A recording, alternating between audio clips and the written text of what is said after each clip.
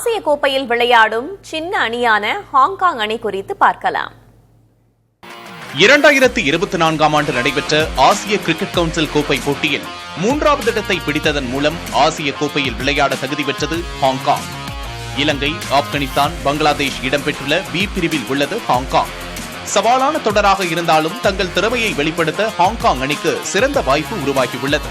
Nizakat கானிடமிருந்த captain பொறுப்பு மற்றொரு ஆல்ரவுண்டரான யாசிம் முர்தசா கையில் ஒப்படைக்கப்பட்டுள்ளது. பாபர் ஹயாத் துணை கேப்டனாக நியமிக்கப்பட்டுள்ளார். முர்தசாவின் புதிய தலைமை அனுபவமிக்க பாபர் ஹயாத்தின் ஆதரவுடன் அணிக்கு புதிய உத்வேகத்தையும் உறுதியையும் அளிக்கிறது. ஹாங்காங் அணியின் போட்டிகள் ஐக்கிய அரபு அமீரகத்தில் நடைபெறும். அபுதாபியில் 2 போட்டிகளும், துபாயில் 1 போட்டியும் நடைபெறும். முதல் ஆட்டத்தில் ஆப்கானிஸ்தானை எதிர்கொள்ளும் ஹாங்காங் அணி வரும் 11ஆம் தேதி நடைபெறும் போட்டியில் பங்களாதேஷ் அணியுடன் பலப்பரீட்சை நடத்துகிறது. அதனைத் தொடர்ந்து வரும் 15ஆம் தேதி இலங்கை அணியுடன் மோத உள்ளது. ஹாங்காங் அணி இதற்கு முன்பாக 2004, 2008, 2018, 2022 என 4 ஆண்டுகள் ஆசிய கோப்பையில் பங்கேற்றுள்ளது. முந்தைய தொடர்கள் அனைத்திலும் முதல் சுற்றோடு மூட்டையை கட்டியது. ஆனால் இப்போது அப்படியல்ல.